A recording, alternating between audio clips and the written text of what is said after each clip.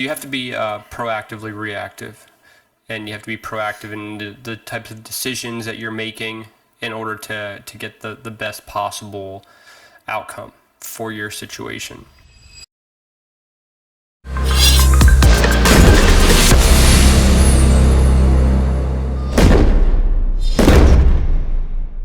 What's going on, guys? It's back, the Dig Deep podcast. I'm Sage. My name's Michael. Today, we're going to be doing a little bit of talking about things that we think you should have starting up in the industry to succeed, whether that be equipment, methods, just useful information, how-tos, that kind of stuff. We're going to dive into a little bit of that. And then also some of our first jobs, how they went, and some of the problems we ran into, some of the advice we would give somebody going into something that, or something like that, that they're going to start or try. And yeah, just cover pretty much everything in between that on today's episode. Yeah, I'm pretty excited about this one, dude, because I don't really talk about the things that I've already done. Yeah. I always talk about things that Need to be done. need to be done, so it's going to be cool to kind of reminisce a little bit on like what it was to first start, Yeah. and where we are now, and kind of things that helped me specifically get from where I was to where I am. So Yeah. it's going to be interesting. I like this. Awesome. Do you want to kick it off, or do you want me to start with a story? Let me hear what you got to say, dude. Let me hear the words that are coming out of your mouth right now, dude. All right. So, I guess we'll start off with a couple things. I think if you were going to be getting into the excavation, concrete, light hardscaping. I don't dabble too much with the full blown hardscaping stuff, but like rock retaining walls, that kind of thing. Couple things I definitely think you should get to. Before you get into this, can you tell the viewers how long you've been doing this for, and what sure. you're like, for people that are just listening for the first time, Yeah, like what you yeah. did before and what you're doing now, how long you've been doing it? Okay, so I started my career off in the construction industry at 19. I'm 28 now. I worked at a construction company as a pipe layer for 7 years, and then 7 years, and then the last 3 years I've been on my own. I started my own excavation and concrete business, and have just been hammering down ever since, and have been loving every minute of it. It's been stressful, but yeah. So about 10 years in the industry. Yeah. I was gonna say about a decade of me kind of getting my foot in all the different doors that I can in my realm of work and stuff like that. But no, yeah. As far as a couple things I think you should have, if you want to be somebody who does some residential work, which there's a lot of money in residential work, I don't want anybody to tell you different. If you're a decent person to deal with, you'll get a lot of jobs, and that you won't have the issues that you hear these other people whining about when it comes to working with residential people. 2,500 minimum truck. Diesel preferably. You're going to be towing equipment and stuff like that if you're doing excavation and that kind of stuff. You could get away. I don't recommend it because it's going to beat the piss out of the machine, but you could get away with being those crews that just have a big bobcat stand on skid steer or Vermeer or ditch witch or whatever, and you dig everything out with that. But that only works in good enough soil conditions. Like you'll put a lot of wear and tear on that. Whereas if you just invest in the Mini, a 35, like John Deere 35, a Cat 303, anything small like that, pretty much a 8,000 pound around machine. Diesel truck, one of those, and a dump trailer. I know there's a lot of people that do the weekend warrior. They buy a dump trailer and rent machines and go and do stuff. It's a great setup. Like if my Cummins doesn't have my dump trailer hooked up to it, it probably doesn't even know what's going on. You know what I mean? It lives with that thing behind it. You can haul equipment, you can move material, you can obviously dump stuff, and it makes it's so universal. You can back it up through people's yards and not ruin everything, tracking machines in and out, in and out, in and out. That combo there you can probably get for under. You can find a used truck. Now, mind you, this is startup. I don't recommend going out and buying a new fucking GMC 2500 Denali or something. You know what I mean? Why? Why is that, you think? Why not get really expensive shit right off the bat? Everybody has their opinion, yes. If you get an expensive new truck, you have warranties and stuff like that. to that I say, don't be a dumbass with your equipment. Know your machines, know what their tolerances are. Don't break the stuff. Like I have 245,000 mile Cummins that I bought off the original owner, and that thing lives with a dump trailer behind it, towing 6,000 to 10,000 pounds regularly, and it is pleased as punch. There's no blow by, there's no nothing, dude, and it's not like I'm babying the thing. I use it, you know what I mean? I just do maintenance on it, regular maintenance, and it's great for what I need it to do. It's fantastic, and it's an '06, so it had the benefit of still having like the steel body panels and stuff. So it's still pretty tough. It's not that new like aluminum shit that pretty much rips when it hits something. But yeah, the dump trailer I got, it's a 6x12, 12,000 pound rated dump trailer. You can pretty much haul anything in it that will fit without overloading it, minus like if you put like wet sand or something. But you'll never overload it with mulch. You'll never overload it with dirt unless you're mounding it up. You know what I mean? So it's a very good, if you ask me, size to weight capacity. Like you can pretty much get a full load out of it without overloading it, but not like pushing it, not making wasted trips, I guess you could say. But it hauls my 35 size excavator and everything and does great.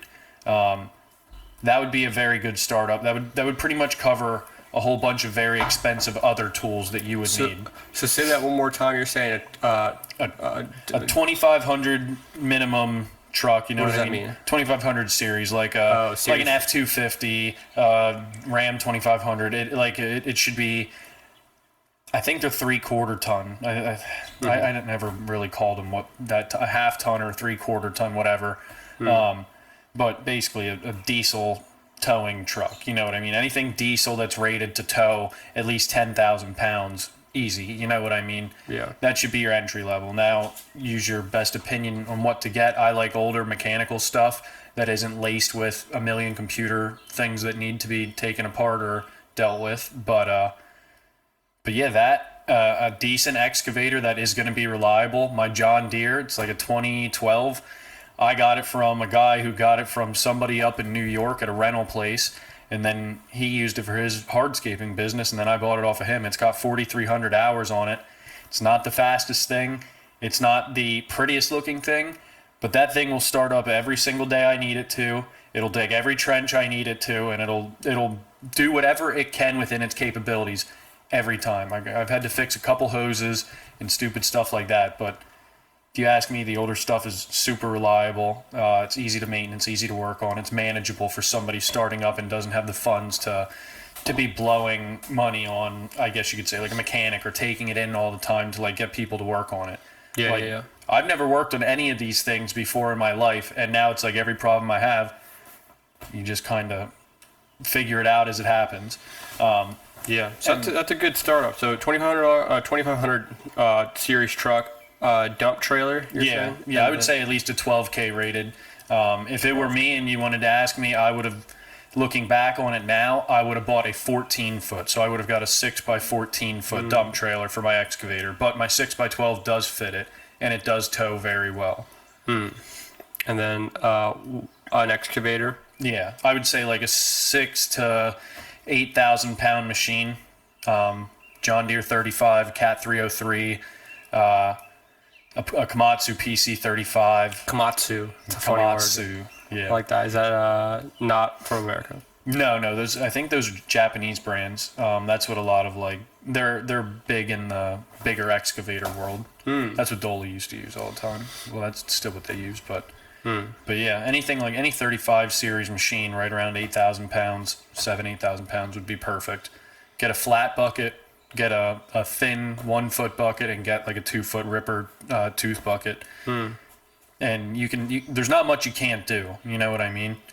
Yeah, that's going to take care of a lot of the startup jobs that you would need doing just excavation, or would you say that would be excavation and concrete? That would be excavation. Like concrete, you're going to need pins, like little stupid stuff like that to actually put your forms up. But I mean, when it comes to big purchases. When it comes to the big purchases, that's basically everything you need to do. The rest The rest you obviously have to invest in once, but after that, if you take care of it, you can make it last for forever.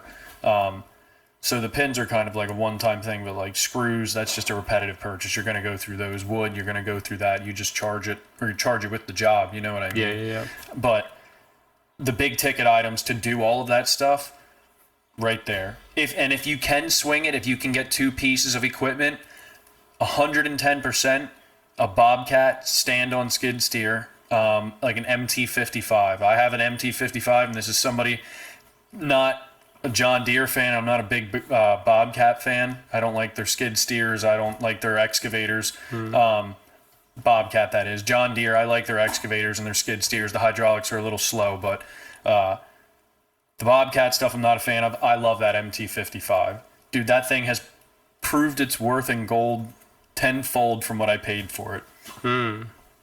And it is so versatile. And if you're not using it for a large excavation job, you know what I mean? It's perfect for walkways, for patios if you can't get the excavator back there, or you don't want to ruin the yard, or there's a specific reason, you know what I mean? It only weighs 2,700 pounds, and it's basically like riding on a skid steer. And it digs, it'll rip. I have a grapple bucket for it. I can lift logs. I can do brush clearing, so I can just go into piles, grab shit, move it. Like, dude, it's awesome. Like, I love the thing. It's one of my best purchases. So if you have the capital, or if you already had a piece or two of that equation, a stand-on skid steer, a small excavator, a truck, and a dump trailer, and you can, if you have the skill to do concrete already, if you're coming from that background, or if you have the excavation skill, like those 2 jobs, you can still do a shit ton of residential work. Like, only when you start getting into really big stuff do you need to upgrade from that. There's no reason you should have to have anything bigger than that, unless you're just impatient and you want to get the stuff done much quicker. You know what I mean? Yeah. And you'd recommend to get kind of the basics, because people have their own options, like their own thoughts on what they should do, and kind of like how long you should be in that starting phase. Yeah. How long do you think? It all varies with the person and the type of work they're doing and how much work they're doing, the location and all that stuff. But generally speaking, with that type of equipment, starting out with a couple years of prior experience in that line of work, how long do you think someone should use kind of the startup materials for those type of equipment? Well, I can tell you 3 years in, I'm still using the John Deere, the truck, and the dump trailer all started with me on my own after I split. And I started Essential. The Bobcat was purchased after the first year. I believe it was after the first year or the second. No, it was after the first year and a half. I got a really good deal on that. I forget where I was going with that, man. What else do you use still from startup to? Oh, yeah. I use all of it, every bit of it. Till this day, like, I have my John Deere and my dump trailer my dump trailer's on my truck, but I had that out in the field today doing a concrete job, you know what I mean? Yeah. I backed it down in through the yard, didn't ruin the yard. I had my excavator sitting there, and this one we're doing right now, it's a walkway in the front of the house. The house is up on a hill from the road. There's not really any access except from an alleyway in the back. And I have to walk around the whole front of the house, all the way up the whole side yard, and then up to the alleyway, where I could just back down there, sit my Mini there, and we would just break the concrete, load it in the Mini bucket, spin around, dump it in the dump trailer, and just rinse and repeat. And it saved so much lifting. It saved a whole bunch of stuff, because there's no getting a Bobcat in the area we have. There's not really getting machinery over there unless I rent some stupid tiny excavator, which at that point it wasn't even worth it. Like, I shoveled it all out today. It sucked a little bit, but those are just situations you'll run into no matter what you have, unless you have every size excavator or every size machine. Yeah, so I guess the startup stuff is like essential equipment, and then from there on forward, it's just adding equipment to that. Yeah, unless you are so over skilled with what you have. Like, if you're on a job and you are sitting there like, I could be getting so much more done with something that's bigger, or something that could move more dirt. Like, once you start getting those thoughts, then maybe it's worth upgrading. You know what I mean? Or then it's worth, like, trading in that initial stuff, trying to get a bigger item that would help you in another area till you can just play around with it there. But once you start really feeling like your equipment's holding you back, I would say then you'd want to definitely upgrade, or you need a better machine or a better system equipped to kind of deal with your new skill set, because you're progressing, which is good. Yeah. It's cool, man. That's good. That's a good, I think that's pretty feasible for a lot of people, to start getting those pieces of equipment. If that's kind of what their line of sight is as a career for themselves moving forward, that's kind of something that they have to significantly put a good amount of thought into in order to kind of get that set up and move forward in that direction. There's people that'll go out and they'll spend $85,000, $90,000, $100,000 on a skid steer new. You know what I mean? Just because it comes with the warranties and blah blah blah blah blah blah blah. That setup that I just talked about, you can probably get every single one of those items reasonably used, not beat to death, like in good shape. And I would say for under 70,000. So you could start an excavation business and have everything you need for under $1,000 a month. That's not bad, dude. No, it's not. Like I have less than $100,000 a month in business payments. Some of the stuff that I started with is paid off, but I still owe a little bit on the John Deere because how I had to structure that. Like I said, I started with nothing again. You know what I mean? Mm-hmm. So to buy the truck, the dump trailer all at one time, stuff got lumped weirdly. I was a little naive when I started all this stuff. You know what I mean? But yeah, dude, all that stuff to now to still have less than $1,000 a month. I would say if there's one thing I could convey, having low overhead starting out until you're comfortable with everything is the biggest head start, the biggest like cheat code that I could probably promote. To not have the extra stress of feeling like you're going to go under if you don't meet your production expectation. Yeah. Because you're not buried. You know what I mean? You're not living to pay back that debt. Mm-hmm. You're literally just living to pay your normal bills and something that's a very manageable amount compared to what you're expecting to make throughout that month. Yeah, definitely. Yeah, so that way you could still be creative, you could still look for leads, but you're not feeling like you're drowning trying to pay off all these debts for all this expensive equipment and not necessarily having the workload to back it up. Like you can kind of go on stints where you're kind of looking for a specific job, or during a slow season, you're not like drowning, like I said, trying to pay back these debts. So that's important to do, especially when you're starting. You don't want to just be all debt, no income. The person with the coolest shit doesn't necessarily do the best work. That's true. Big truth right there. But yeah, dude, as far as your real estate stuff, what are some things that you would definitely want to recommend to people starting out, like things they should right off the bat expect, be ready for, you know what I mean? Yeah. There's not very many tangible things that you really need to start investing in real estate, because it all depends on what kind of investor you want to be. You could be the type of investor that works on your own stuff, or you could be the type of investor that buys something that doesn't need very much work, or the work that it does need, you sublet that work to a contractor that you know of, like a handyman service that gets the stuff done for you. So it depends on which avenue you want to take. I'd recommend starting on a property that just needs cosmetic fixes, so like windows, paint, carpet, light fixtures, outlets, things like that. Nothing too crazy to start, and I recommend that you do that stuff yourself. So the most important thing isn't necessarily the equipment that you have when repairing the house. It is the head knowledge of learning how to invest to begin with. So you would want to read up on investing in real estate. You kind of want to understand the psychology of being an investor and being a person who invests in real estate. There's a psychology to it in a sense, because specific people, the top tier people that invest in real estate have specific characteristics as people.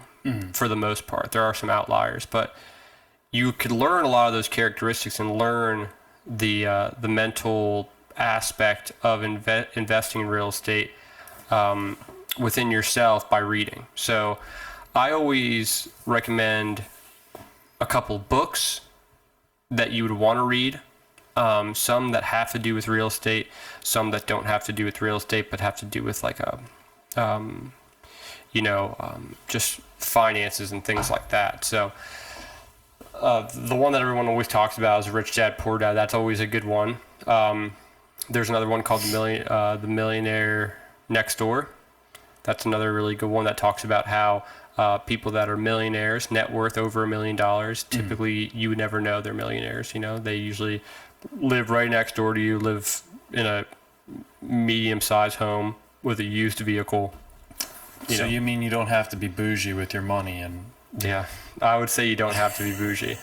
The people that you see on social media, and that shit is a toxic thing, dude. That's why I don't have any social media. You don't want a house on your neck or whatever they say? It's just like when you look at people that are investing in real estate on like social media, they're just like racked up, dude. They got like nice shirts on, pleated pants, looking at these multi-million-dollar homes, telling these contractors, fix this, do that. Yeah, whenever I go into a house, I always tell them to knock down this wall because this is the blah. It's like, dude, that's some of that shit's just fake, like a facade. I don't know, just people that have a social media presence that just want to get followers. But even if they're not, it's good to have an ambition of wanting to achieve that stuff. But most people that are like that, if not better, are people that aren't like that. Like those people are putting on, they're putting on a persona for the video that they're putting on social media. So like you have to understand that they're fucking recording this, so they got to make it look good. I know personally people that own millions of dollars of real estate, millions, more than 1 million, and they are not like that. So if I know that, and I've been to like mixers with other people that have a lot of real estate, over 100 units, they don't do that either. It's just this specific niche on social media where you see that stuff. So you gotta have to cut that shit away. You gotta stop thinking about that stuff, because that's not where you want to go.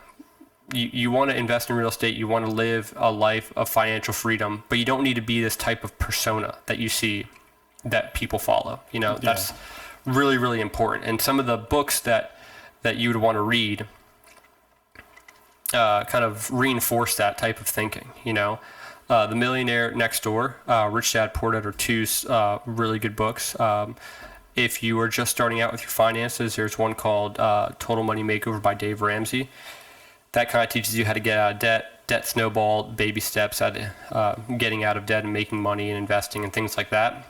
That's just very, broad crash course books to read to kind of get you in that headspace and that understanding of investing in real estate. So those are kind of the types of things that I'd recommend starting out, is learning about it, getting in the right headspace, understanding what you want to achieve, get a really good idea of what you want your life to be, and understand that it's not going to happen overnight, and understand that it's going to take many, many years to get to that point. So to expect that you're going to be able to buy one rental property within the year and then the following year be a multimillionaire, it's just not going to happen, So you have to understand that.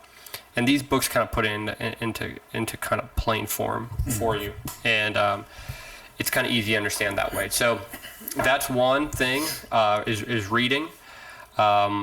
If you guys do want to know some of the books that I read, I could always, if enough people are interested, I'll be more than happy to write a list of books that my mentors have told me to read before even talking to them to initiate the next step.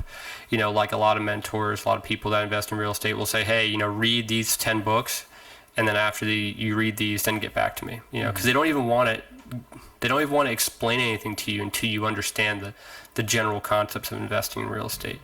And that's kind of why I tell you to read too. Like I want you to, and reading's hard for you, I know, but you can always do audiobooks, but it's not just because you know how to invest in real estate, like, oh, put 20% down, this much equity, like, there's more to that than just, there's more than that. There's than just the principles of investing. There's much more. So reading those books opens up that whole other side of your brain to understand, like, oh, okay, this is why, and this is why I'm doing this, and this is kind of the initiating factor as to why people do this, and it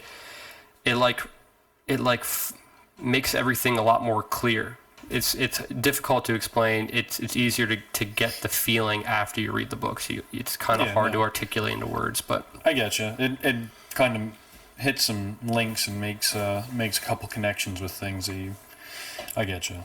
Yeah, like you ever do something, it's kind of hard to explain, but like you ever do something where people say,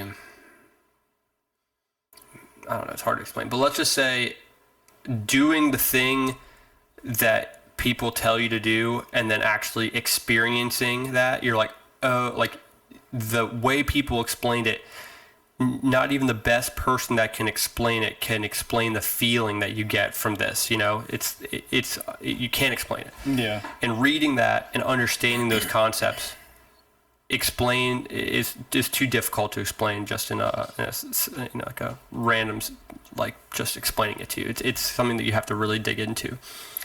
But yeah, that, and you kind of touched on this a little bit too, but you have to be in a good, strong financial position more times than not. I mean, a lot of people like to say, like, oh, you could invest in real estate with no money down and no money of your own.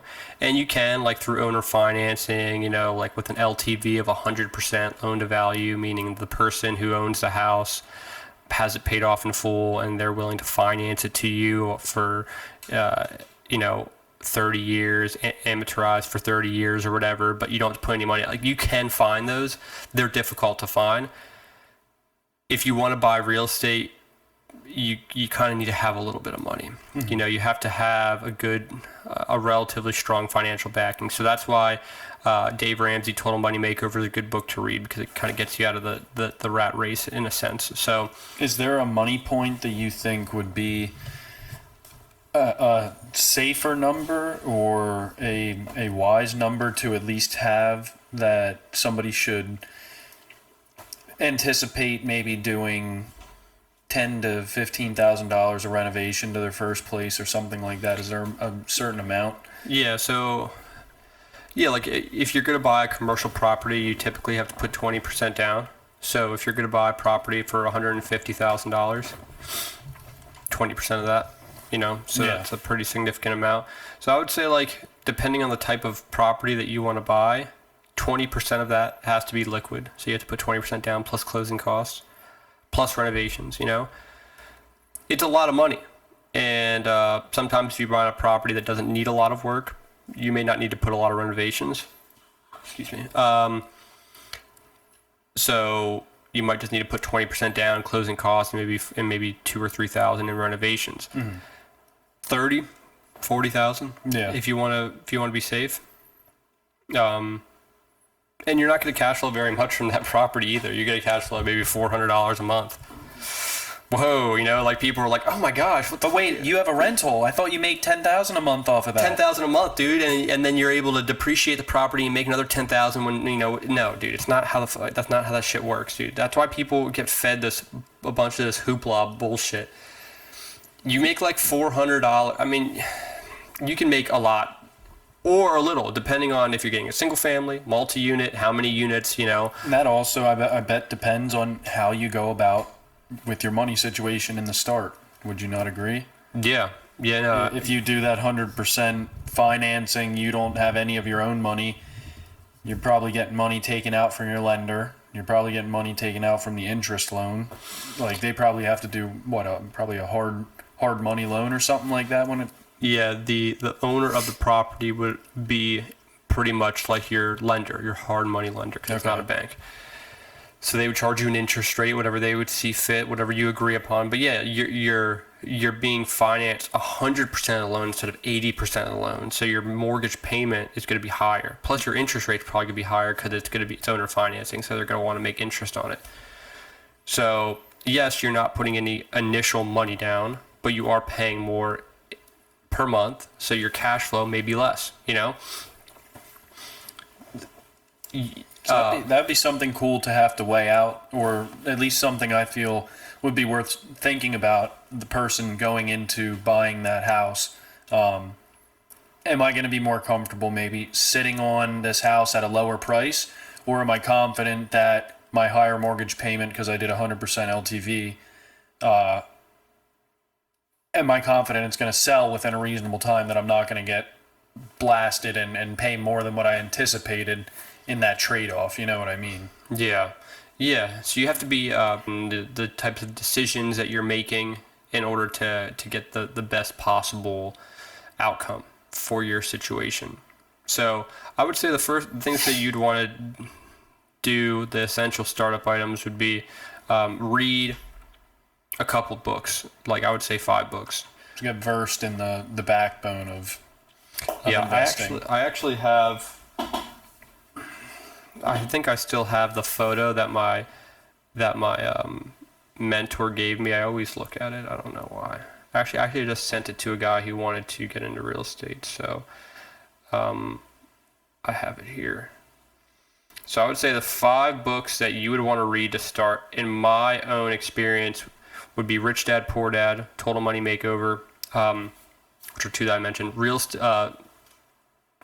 Millionaire Real Estate Investor. That's kind of like a step-by-step workbook on how to invest in real estate, the types of leases, type of paperwork, documentation that you could have, and they kind of give it to you in that book.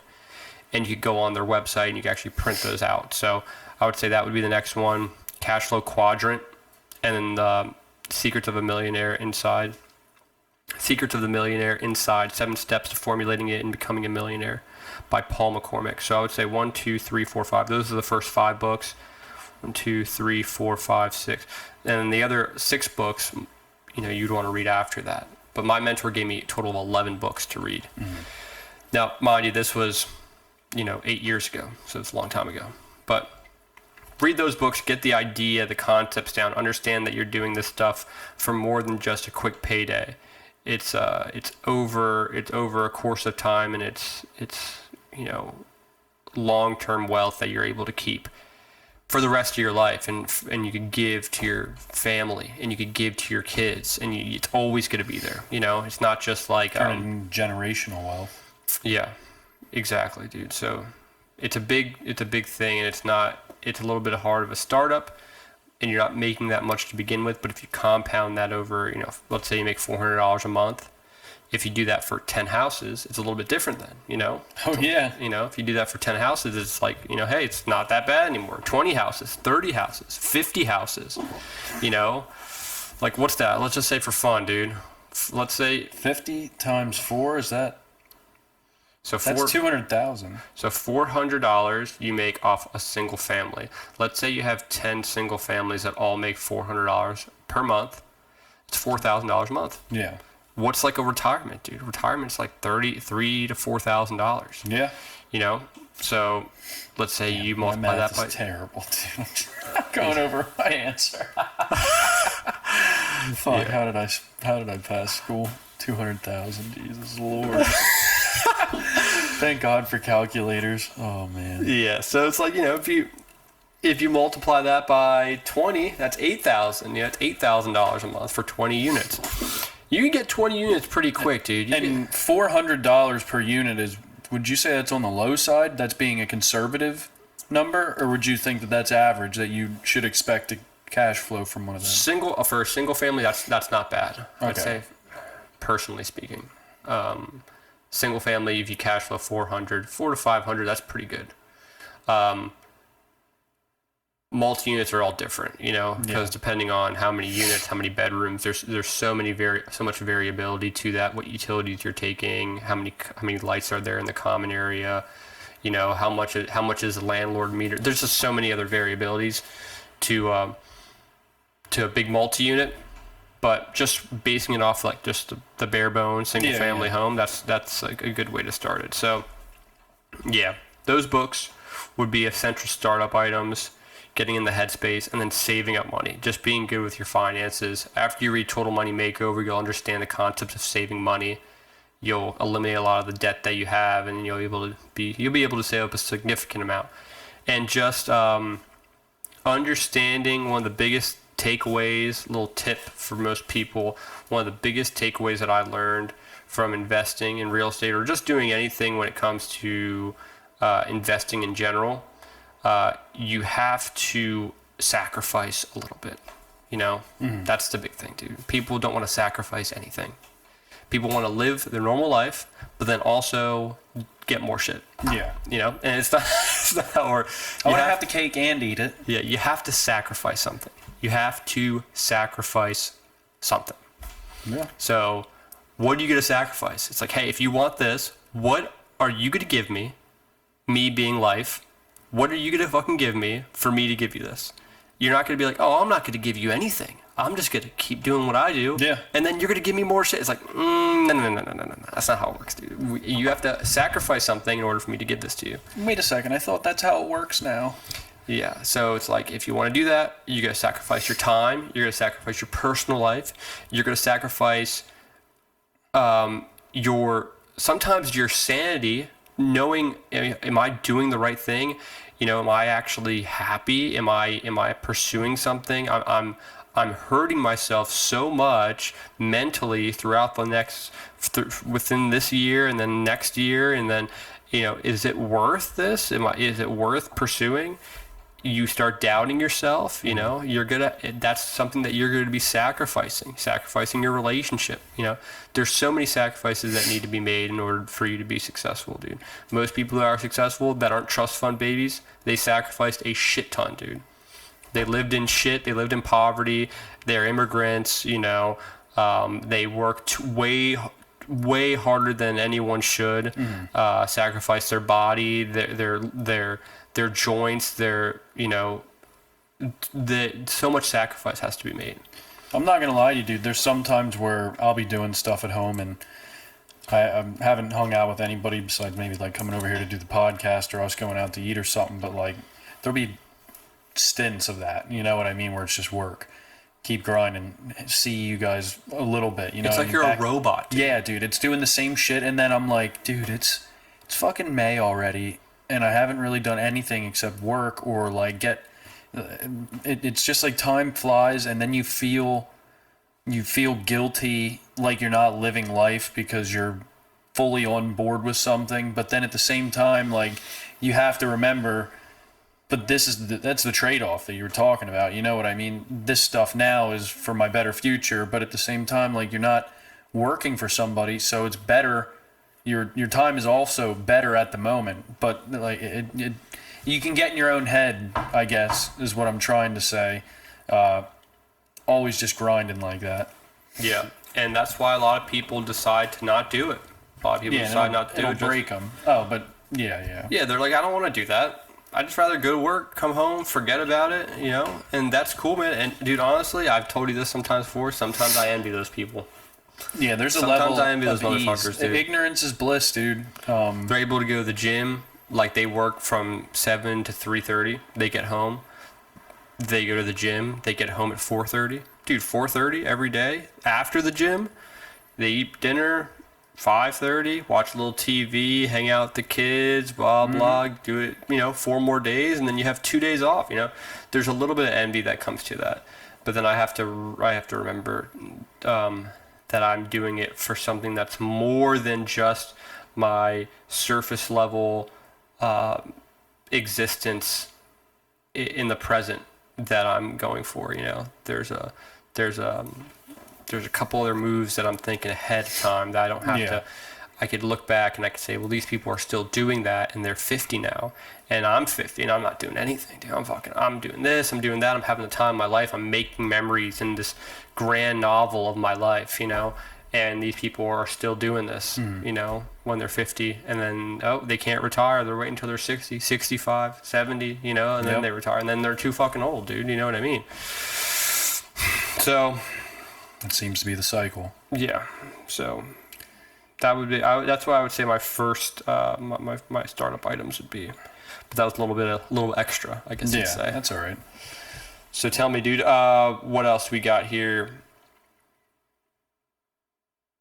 So what was your first job? Like you got all your stuff, you got all your things figured out, got all your equipment. You finally land your first job. How did that quote process go? How did that actual job go? How was the exit go? Like, how'd that work out for you? Well, dude, obviously, like the whole like first year and a half of my business, my first job was no different. I underbid the shit out of myself. How much do you think you underbid it? If you I know how much I underbid it by $2,500. And how much was the job? I think we charged them like 2,800 or something. Oh, so you didn't give them 50% off. What's that? You said you underbid it 2,500. Yeah. Like they told me, they were like, "Wow, the next guy was like 48 or something like that, or something like 42 or something." And I was like, "Did I say that? Damn it!" I was like, "All right, that's good to know. Thank you. All right, on the next one, but we're still gonna give it our all." But dude, that first pour, now mind you, I went into doing concrete with only my bare minimum knowledge of how to make the top smooth. I understood how to form and keep concrete in the shape with that kind of stuff. I'm decent at that. That makes sense to me. So I didn't really have to learn that too much. I mean, the forming techniques, yes, and like the strength of how to make them, yes, but I had that kind of how to lay everything out already in my knowledge pocket. But finishing concrete, installing, forming, reinforcing, all of it was learned in field. That pour, we did a porch and then a walkway. It went a step down, a walkway out, and then it went this way, and then 3 long steps down to the driveway as my first job ever. And that sounds kind of difficult for your first job. Yeah, like I said before, dude, I always just jump right into things. I never ease my way in. But yeah, forms for the porch blew out. We had to quick push them back together. I fucked up the measurement for the step, and the step up onto the step is taller than the step off of the step onto the porch. So I messed that up in my math. The lady was very nice about it.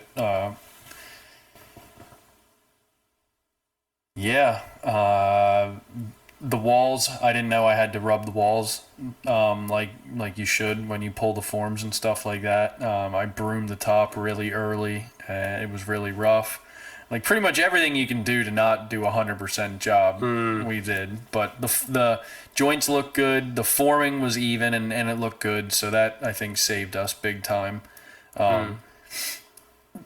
Bidding that job, I did it completely like a weekend warrior, you know what I mean? Like, oh, I think I can charge for fuel, and I should charge for the jackhammer, and like just yeah. Everybody bids differently, so I can't like make fun of it. But to me now, looking back at it, I was like, you're such a fucking idiot, dude. I made things harder on myself when they didn't need to be, and I also didn't factor things obviously that should have been factored, priced out better, like.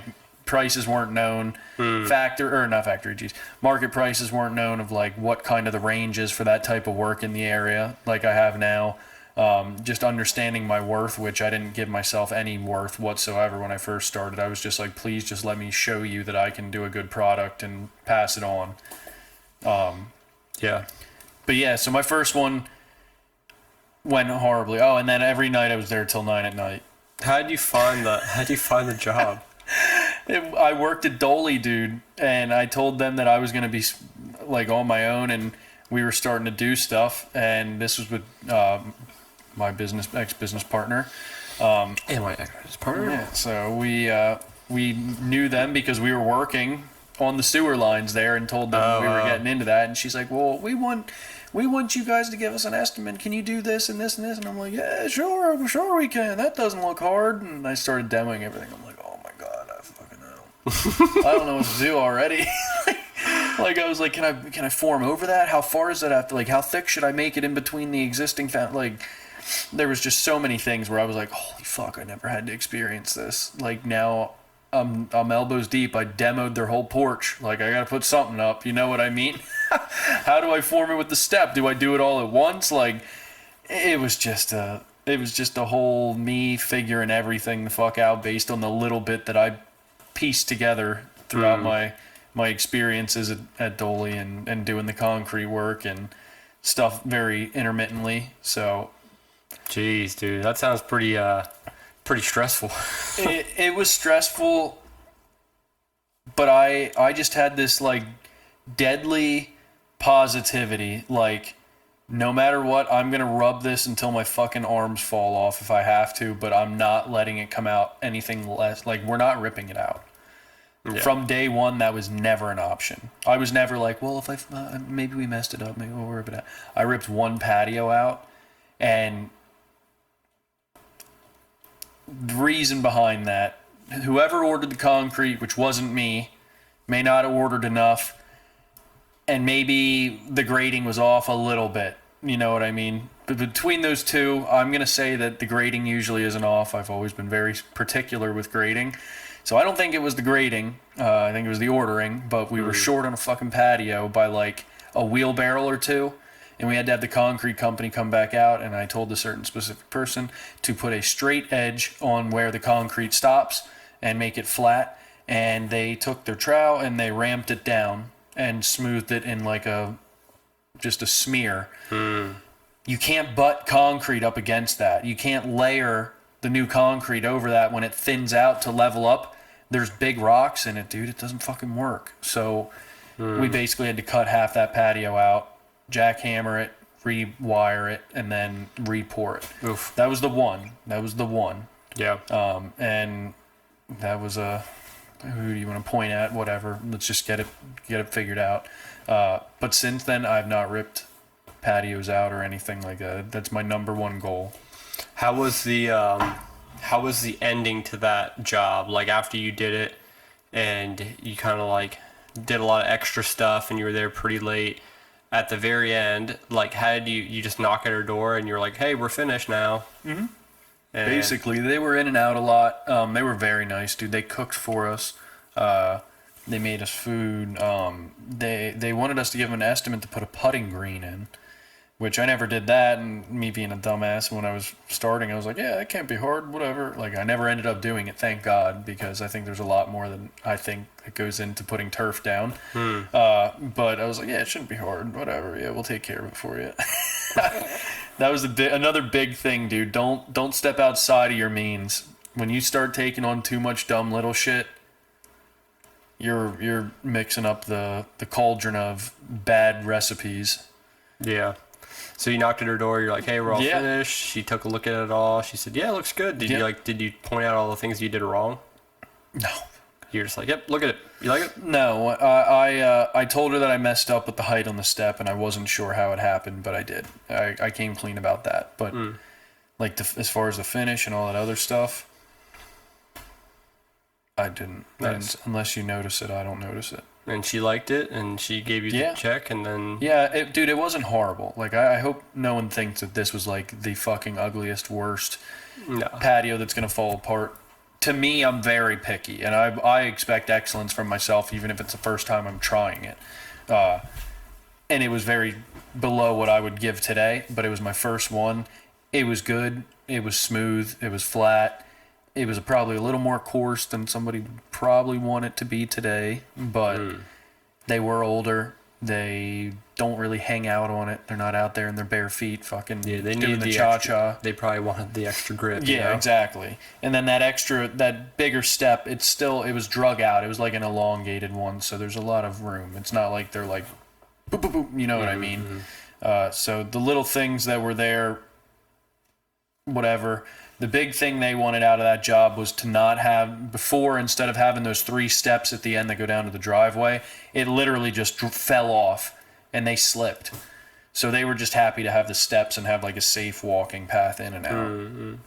That's good, man. That's like the best thing you could have for a first customer, is someone who's like really nice, understanding, not super picky, made you food. Yeah, dude, that's a good introduction. They were awesome. Yeah, that's good, man. My introduction to real estate was the polar opposite of that. Really? Yeah, dude. And I think you knew a little bit about it, but yeah, my first property is a single family home that I bought at auction, which was great. Had to put 10% down immediately at auction, plus the remaining 10, and then getting the financing within 30 days of winning the bid.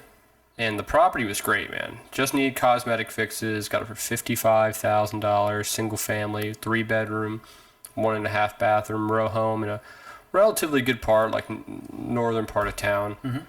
Not like the most north, which would have been great, but not like in the middle. So the northern part of the city, relatively good area. So yeah, but I didn't know how to pick good quality tenants, so I picked the worst tenant. You know? Oh yeah, I remember this one. Yeah, he. I think he was in jail for a couple of years. His girl was. She could have been in jail too. Honestly, they were just really not good people. Very, very low class people that were nice to me up front, but it had a whole different thing. We had no animals. It was no animal property, and they had a big ass pit bull in there in the basement, shitting and pissing in the basement. It was terrible, dude.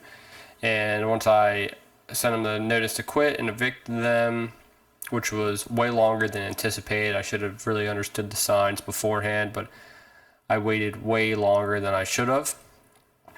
And when they left, they just trashed the whole place. They just flipped trash bins upside down, dumped them everywhere.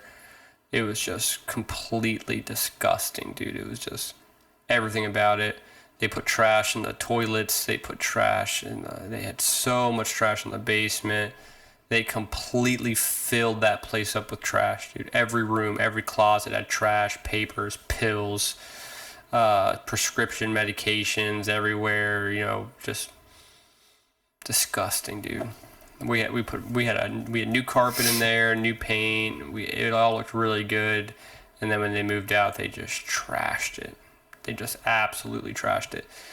And that was the first property that I had, and the first tenant. That first tenant was my first eviction, and so it was the first eviction for my first property, and it was the worst. And I was actually second guessing if I should even continue to do it. I was like, dude, if this is how it's going to be every time, I don't want to keep doing this. Mm-hmm. This is just not fun. I'm not having fun at all. Less than a year in, I had to evict them. It was just terrible. But I kept my head up. We cleaned it out. We made it look brand new again. Got new tenants in there. They took care of the place. They were there for a long time. We ended up selling that house, but ever since that, it went up from there, you know. But yeah, that was a terrible one. Person didn't have very much job history. Only a couple months at less than a month, I think, at their current employer, and I accepted them anyway. The lease signing was anything but formal. I met them at their job, at their lunch break, and pretty much just told them to sign here, sign here, sign here. I was just so excited to get a tenant that I was just like, sign. Yeah, I need the money. And it was just so unprofessional. Terrible, dude. Everything that, like you said, everything that you could have done that you shouldn't have done, I did, you know? So, and it bit me in the ass, and I learned through that, persevered through that hiccup. And then ever since then, I kind of tightened my whole thing up, dude. Now everything's very professional, very there's like steps to everything. You wouldn't know the difference between me and like a property management company. It's pretty sharp. So yeah, I would say that was the first experience, and that was the biggest learning experience for me as well. Like after that, I was like, okay, I gotta like make sure I don't do this again. Mm-hmm. Yeah, that was enough to put a bad taste in your mouth, I guess you could say. Yeah. Chap your ass, clap your cheeks. Yeah, dude. I was not happy. But yeah, ever since then, it was good. Had a couple other hiccups with other tenants, but I would say it was probably things that were nowhere near as bad as the first one. But yeah, ever since then, we ended up selling that house then, along with 2 other single families, and yeah, it was good, man. It was good. It was a little stressful. I was so young, dude. I was 21, and I felt like I was 16. You know, Yeah. I just was. Well, I guess right there, that's cool. You could reference that too. You asked me about when do you grow out of your initial investments. You know what I mean? You got to a certain point. You were getting on to now the more commercial side of real estate. You got rid of your initial single family beginner thing to step up to the new beast, I guess you could call it, the new machine, the new Yeah. investment. You know, Yeah. you that one was, what is it called? Damn, I'm terrible with vocab sometimes. Optimized or whatever. Upgraded? No, like obsolete. Obsolete. Yeah. Yeah, it was like obsolete at that point. Like we need the new thing. The new thing is going to take us to the new place. The new thing to the new place to the new area, dude. That's exactly where it was at. And I only did that I only leveraged that property only when I was buying a new property. Yeah. You know, I wanted to keep that unit as long as I possibly could until I felt like it made the most sense to sell it, you know. So I didn't just sell it for fun. You know, we did that 1031 on that 13 unit. So that was just one of the single families that I used to sell to buy that 13 unit. So everything's always real estate oriented. It's never just to sell a unit just to sell it, just to have more money so I could buy a Lexus or something. Yeah. You know, it's like, it's all oriented towards real estate. Everything's geared toward real estate. We looked at that 8 unit. I don't know if I told you about that. I looked at an 8 unit a couple days ago. You said it prior to us starting, but where's that one at? Yeah, it's in Palmyra. Oh, nice. Yeah, it's but it's not going to cash flow shit to start. I'd have to up everyone's rent. They're all like way below market average. Renovate 2 of the units. One tenant's moving in to a fully renovated unit within that deal. But it's not cash flow anything, dude. And if I 1031 3 of my single families, I'm losing money. Like I would be making less money per month Gotcha. doing that. So That doesn't make sense then, at least from what I'm hearing. yeah, it wouldn't make sense until you take the time to optimize the units that you have within that 8 unit, bring them up to market value, do some renovations, spend some money. Then then it would make sense. I just don't know if I want to do that. I just don't know if I want to. I just kind of want to cash flow a good amount. Doesn't have to be the most amount, but cash flow a decent amount to start, and then optimize from there. But it's just hard to get anything close to that 13 unit. That 13 unit that we got, it's like that 13 unit we got for $925, and this one in Palmyra is $899 for 8 units. Holy shit, that's because it's Palmyra, probably. Yeah, you probably get better quality tenants, really close to Hershey. You probably get more tenants. It's in a really good area, but dude, that's only $25,000 less, and that's 5 less units. Mm-hmm. You know, that's Yeah, that was a good building, dude. The 13 unit was a good one. good old Hillside, dude. Love that thing. Anything else you want to mention on this episode, Saj Mahal? We talked about our essential startup items, first jobs, purchases. Yeah. Talked about the things that you need, kind of the tools and equipment you would need. Yeah, I mean, I would just stick with everything I said, really. There's not really too much I could add besides reiterating you do not need the nicest excavator or the nicest truck to do the best work and to make the best decisions. I hate when I see people buying all this brand new shit and the new stuff is so you never ran anything as smooth as a new machine or this new tool is way easier. Like, dude, come on. Grip it a little harder and use your fucking hand and do what you gotta do.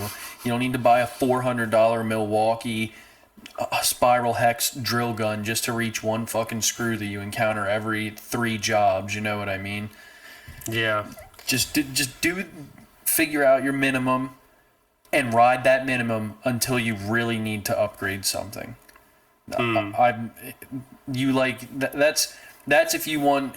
If you're asking me, that might not be the most speedy way to grow. That might not be the most ambitious way to do your business. But if you ask me, that is the best way, because you're not going to know if it's a fail-safe way. Yeah, that's your fail-safe way. You're not going to know if you're going to succeed until you actually fucking do it. And the less you have to, the less collateral you have to try and contain if you don't succeed, or if you don't see that this is right for you, ultimately the easier everything is going to be throughout the reverse process of everything. But if you're buried with a brand new skid steer that lost 20 grand off the lot in value, you know what I mean? Oof. You have a loan for it. Yeah. Like, you really stepped in a thick pile of shit, dude. You know what I mean? Like, no one's going to buy your at-cost skid steer. Who knows what you did to it? Like, those are always whatever. Yeah. Just don't be blowing a ton of money. Keep it simple, dude. Yeah, exactly. Keep it simple. Just keep it simple, dude. Find something reliable, stock, and halfway unabused. Don't be afraid of a 3,000 or 4,000 hour machine. If it looks like it was taken care of, it's fine. I have 2 4,000 hour machines, and they both run like fucking tops. And all I do is regular maintenance to them. Everybody wants to say, "Ooh, fucking more than 1,800, 2,000 hours, dude. I wouldn't buy it." Yeah, maybe if you're running a full-blown like operation, but startup guys, keep it simple. Older machines, older trucks, new dump trailer. Please, if there's one thing to buy new, buy the dump trailer new. Do all your own abuse to it. I paid $10K for mine. I paid it off in a year and a half.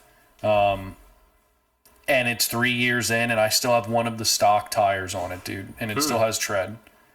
The other one's popped because of the dump. So I can't really tell you how they lasted, but 3 years on one of the stock tires. The tires that came on it were great. I've been loading concrete, rocks, heavy shit, sharp stuff, all sorts of stuff into that thing since I've had it, from day one, dude. It's been hauling machines, equipment, all sorts of things. And I haven't had to do a lick of repairs to it. Now, I can tell you, if I bought my dump trailer now, I don't think I would get the longevity out of how it sits. And I'm nice to my stuff. Like, I use it, yes, but I'm nice to it. I don't abuse it. If it's hurting it or I'm really wrenching on it, I don't keep doing it. I adjust how I'm doing it, because I want my stuff to last. Yeah. But that's one thing you should definitely buy new. Put all the firsts on your dump trailer. Yeah. So that's the summarized version of your essential startup items. Keep it simple. New trailer. Yes. New dump trailer. Take care of the things, even though it has high miles on it. Yes. And routine maintenance. Don't wrench on shit. Just be smart. Just be smart with the items that you're fucking working on. Yeah, it's an investment. Treat it like it. Don't be doing burnouts in your truck. Don't be beating the piss out of it because you're having a bad day. Like, everything you put your hands on that's for your business, you should be treating that shit like it's your mom's and you're trying not to break it. You know what I mean? Like, you're a kid and you have like the fine china. Like, all the shit should be respected. Yeah. That's good, man. But yeah, that's the biggest things that I would definitely just push. Yeah. For me, I'd say read a significant amount. Reading and knowledge is power when it comes to investing in real estate. Best real estate investors know a lot. Do they know the terms? They know the metrics. They understand the concepts. They understand the mental aspects of real estate investing correlating to your life. Read a lot about it, dude. Really get into the headspace of investing in real estate and make a cognitive decision if it's something that you actually want to do with your life.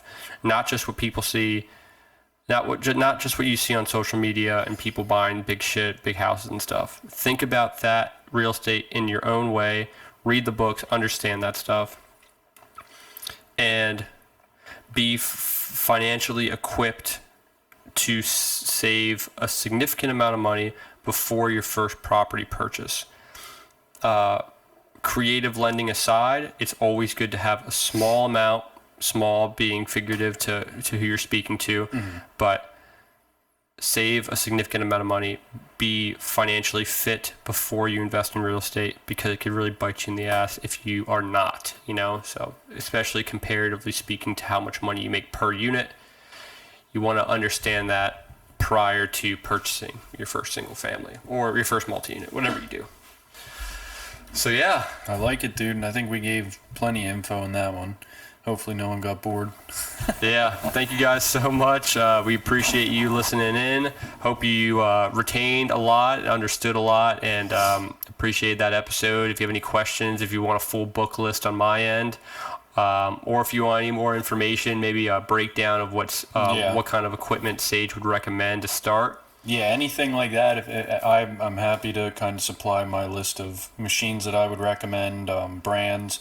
I've ran a bunch of different stuff now. They definitely all have their own feel, own kind of operation techniques to them and things like that. But to each their own. But yeah, I'm anxious to start seeing some questions roll in for us, that's for sure. Yeah, we're here to help with anything we can.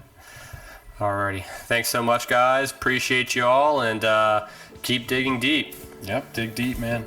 See ya. Hey guys, thanks for watching the Dig Deep podcast. It would mean a lot to us if you could go to our platforms, Apple Podcast and Spotify, YouTube obviously. Give us a rating, good, bad, anything. This is what helps us get everything out. This is what helps us kind of spread the word and achieve the goal that we're trying to get by reaching out to anybody that needs us. So please, we want honest, real feedback. Like, comment, subscribe on YouTube, all that good stuff. Our merch store, the Dig Deep Podcast.myspreadshop.com, and our Instagram is the Dig Deep Podcast. And then, of course, we have our email as well, which is thedigdeeppodcast@gmail.com. You could send us questions. We would love to incorporate questions that you guys send us to the podcast. We'd like to mention people by name, and we want to learn from you guys and hopefully teach you guys as well. So yeah, as always, guys, keep digging, and we'll see you on the next one. Thanks so much, guys. Take care.